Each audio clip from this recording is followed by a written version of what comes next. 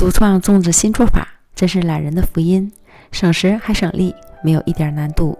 不会包粽子的朋友，赶快学起来吧！1斤糯米提前浸泡1晚，用手轻轻一捻就碎的状态。之后控制水分备用。接着准备新鲜的宽粽叶，剪掉根部，再像这样卷成卷儿。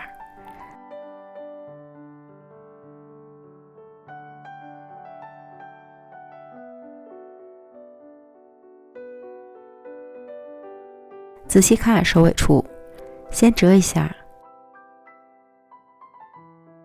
用指甲划个口子，将叶尖穿过来，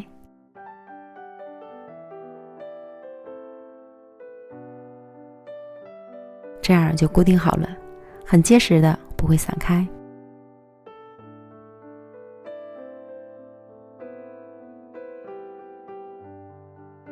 准备蒸屉，里面铺好粽叶或是油纸防粘，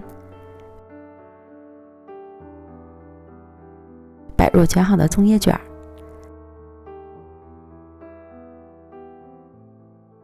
再把糯米装进来，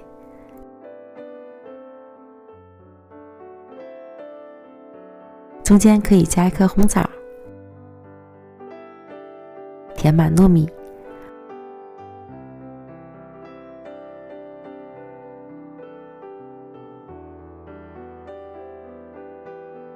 我还做了另一个口味的，这是泡好的大黄米，它也是黏糯的，不是小米哦。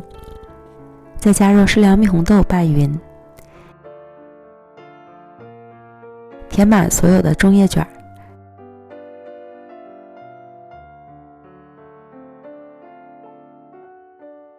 盖上盖子就可以上锅蒸了。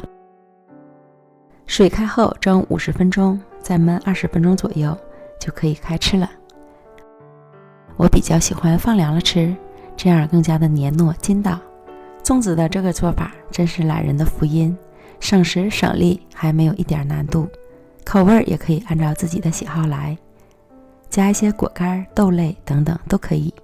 不会包粽子的朋友也不用发愁了，赶快安排起来吧。